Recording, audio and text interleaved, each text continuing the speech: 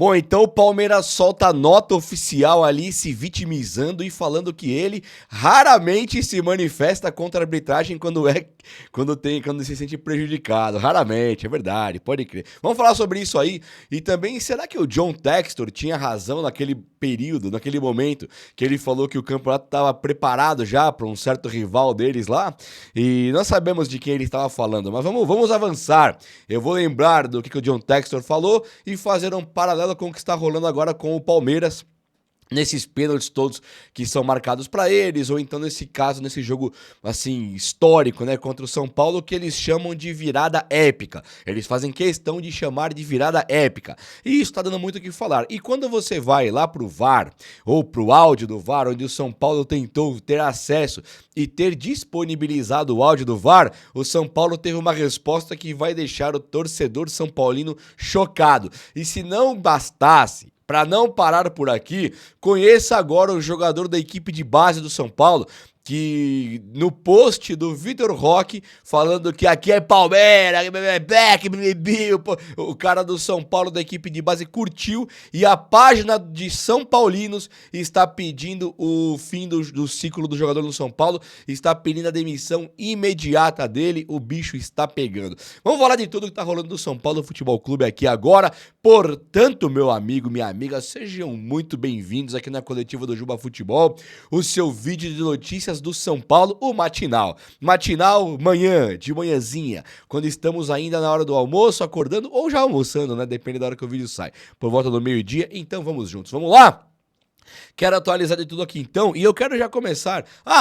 Dois detalhes aqui, tá? O Alan Barcelos, técnico do São Paulo da equipe de base, aquele que chamou muito a atenção de maneira positiva, que foi o técnico desses jovens vencedores aí como Rian Francisco, Matheus Alves, Lucas Ferreira, Luca, Hugo, Negruti, uma penca de jogadores maravilhosos que surgiram no São Paulo, ele está cogitado para assumir a seleção brasileira sub-20.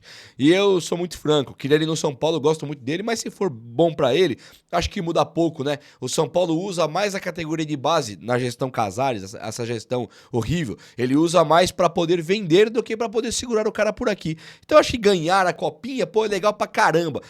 Mas até aí também não sei quanto isso impacta, né? E é isso. Vamos lá, deixa eu falar da nota do Palmeiras.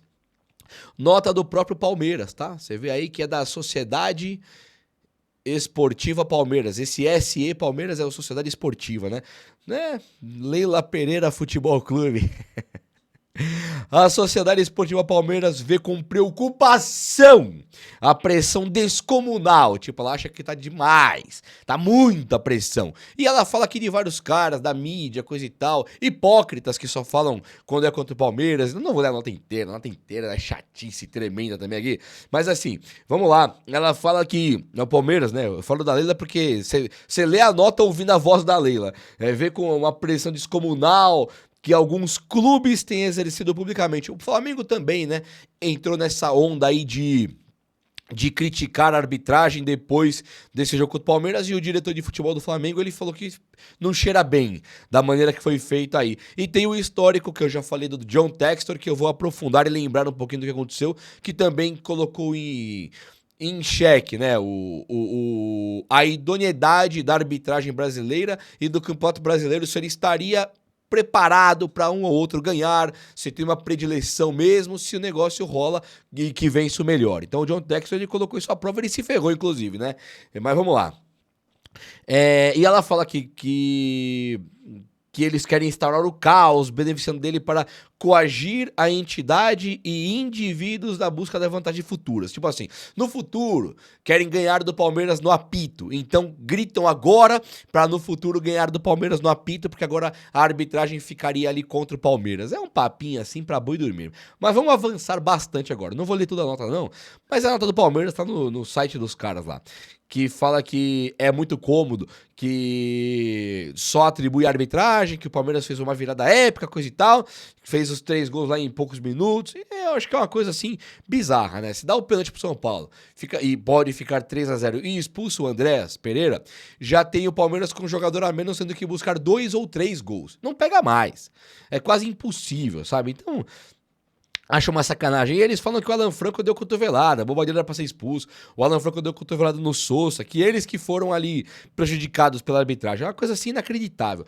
E ela fala que cabe salientar que, mesmo quando se sente prejudicada, a diretoria do Palmeiras raramente se manifesta em público sobre o tema arbitragem. Aqui, a nota, ela tem duas coisas inteligentes. Ela fala assim, ó, mesmo quando se sente prejudicado, né, prejudicada, a diretoria do Palmeiras, aquela Leila deve falar dela própria, né, raramente se manifesta em público sobre o tema arbitragem. Tá vendo? Olha o que ela fala aqui. Que a diretoria, raramente. Então tem duas coisas que ela tira do Abel Ferreira. Porque o Abel Ferreira é o técnico que fala todo jogo.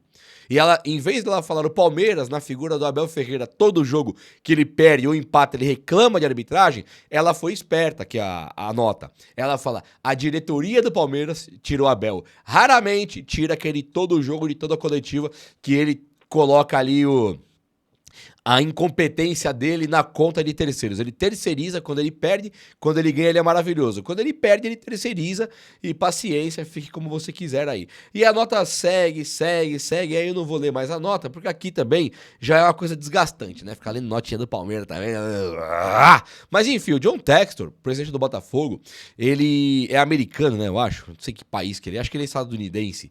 E aí ele, quando esteve aqui no Brasil, que teve aquele campeonato que o Palmeiras virou pra cima do Botafogo, que o Botafogo tava bem na frente, até teve aquele jogo lá que o Endrick dá aquela joelhadinha na bola e faz um golaço, que é contra o Botafogo lá, né?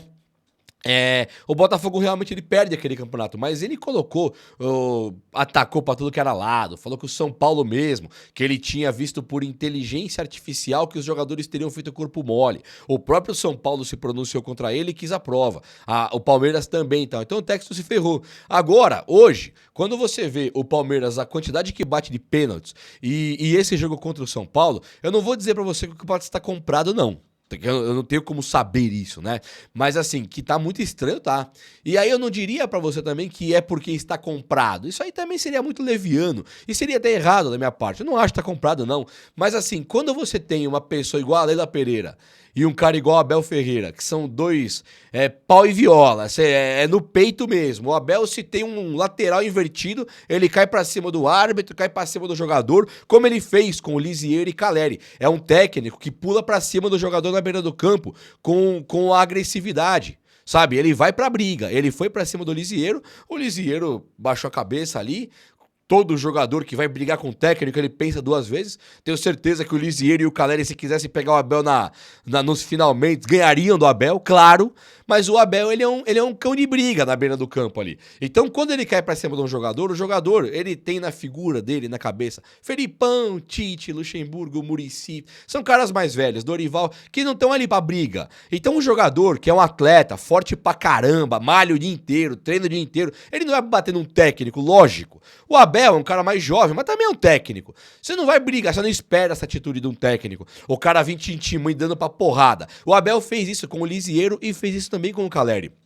E o Abel, ele normalmente, ele é um cara agressivo. Ele na coletiva, ele pega no pé dos jornalistas lá, quer nem saber, larga a coletiva no meio, bate que bate. Uma menina um dia fez uma pergunta pra ele lá, ele tratou ela igual um lixo e colocando que ela era... Parecia, né? Parecia que ele tava colocando porque ela era mulher, ele não ia responder direito. Não, foi muito estranho, foi muito esquisito. Não dá pra saber o que ele tava pensando ali, cabeça quente e tal. Tudo é desculpa da cabeça quente. No momento da cabeça quente, no jogo e tal. Na coletiva ele é também assim. Então um árbitro, pra apitar quando tá o Palmeiras, ele sabe que na hora que ele apitar aquele pênalti contra o Palmeiras, aquela falta contra o Palmeiras, na hora que ele apitar qualquer coisa que seja contra o Palmeiras, estando correto ou não, ele vai se deparar depois disso com o Abel Ferreira na coletiva. Então o árbitro pensa, poxa, se eu esquecer esse apito aqui agora, será que eu não vou ter vida mais fácil depois?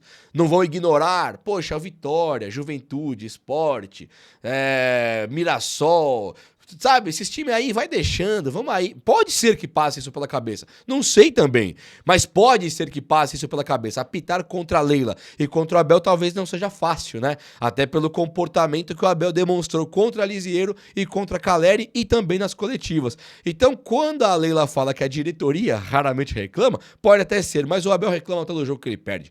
Se ele ganhar, beleza. Se ele empatar, arbitragem. Se ele perder, arbitragem. Nunca é o time dele, nunca é ele, arbitragem. Quase todo jogo, quase todo. Então, raramente, Leila Pereira ou Palmeiras, o Abel Ferreira raramente deixa de reclamar de arbitragem quando ele não ganha ou quando ele empata. E vamos lá, né? Realmente tá um pouco desproporcional? Não está. O jogo foi escandaloso. Qualquer escândalo feito agora é porque o jogo foi escandaloso, a arbitragem foi escandalosa. E quando o São Paulo Futebol Clube chegou lá e pediu pro VAR não, o áudio do VAR, a CBF atendeu o Júlio Casares, né? O presidente da CBF atendeu o Júlio Casares.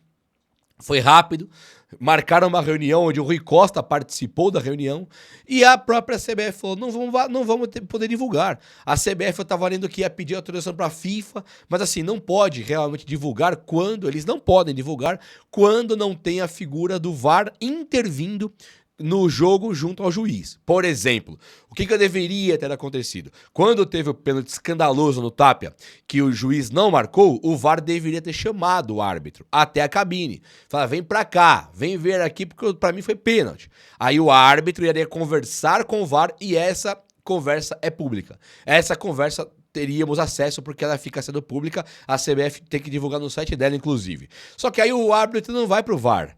Ele não vai até a cabine do VAR. Então nós não temos aí um lance duvidoso. Portanto, não temos o áudio.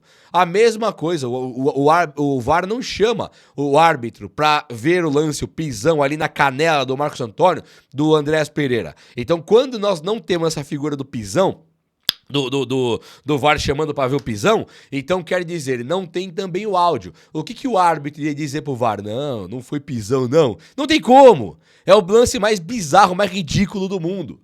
Nada contra o Andrés Pereira, também um moleque gente boa pra caramba, veio a público, falou que nunca foi maldoso, que não fez de propósito, e eu acredito mesmo. Acho que o Gustavo Gomes queria quebrar o tap ali em alguns momentos. Acho sim, porque tem um histórico por trás também. O Andrés Pereira não, ele foi limpo, só que pegou pra ser expulso. Igual o Rigoni contra o Fortaleza. E aí o árbitro não chama, o VAR não chama o árbitro pra cabine, aí nós ficamos aqui. Não tem nem áudio vazado, não tem nem áudio divulgado. Então é uma coisa assim precária. É uma coisa precária. E quando você não tem o áudio, pensa comigo, Palmeiras Futebol Clube, Sociedade Esportiva Palmeiras, né? Não é Palmeiras Futebol Clube. Eu não sei o nome de vocês, é o SEP, né? Sociedade Esportiva Palmeiras. Sociedade Esportiva Palmeiras Leila. Palmeiras Parmalat, Palmeiras Paulo Nobre. Eu não sei quem tá bancando agora é a Leila. Então, Sociedade Esportiva Palmeiras Leila. O que acontece quando vocês têm esse tipo de... estão fazendo ali um barulho descomunal. É porque o jogo é escandaloso de maneira descomunal também. Por que nós não temos nem acesso ao áudio do VAR? Porque o árbitro não foi chamado no VAR. E se você parar para analisar, mas no futuro vocês estão querendo conduzir a arbitragem, coisa e tal. Ué, o São Paulo não acabou de ter o Rigoni expulso contra o Fortaleza, num lance até mais leve do que o do Andrés Pereira no Marcos Antônio.